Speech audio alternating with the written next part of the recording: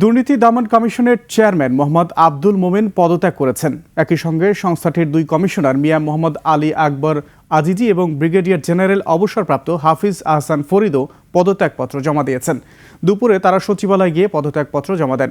2013 সালে তৎকালীন আওয়ামী লীগ সরকারের সময়ে আব্দুল মোমেনকে বাধ্যতামূলক অবসরে পাঠানো হয়।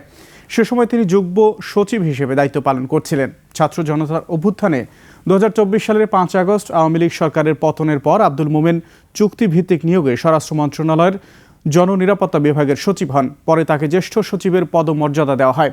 2024 সালে 10 ডিসেম্বর তাকে দুদকের চেয়ারম্যান হিসেবে নিয়োগ দেওয়া হয়। একই দিনে দুর্নীতি বিরোধী সংস্থাটির দুই কমিশনারও নিয়োগ দেওয়া হয়। এটা ব্যক্তিগত কারণ, আর এটাই উচিত। এটা এখন নতুন সরকার এসেছে, নতুনভাবে আবার কমিশন পুনর্গঠিত হবে। আলহামদুলিল্লাহ, খুব ভালো জার্নি ছিল। যতটুকু সময় পেয়েছি কাজ করে গেছি। বাকি কাজ তো ফুরোবে না। বাকি কাজ ইনশাল্লাহ নতুন কমিশন আসবে তো করবে।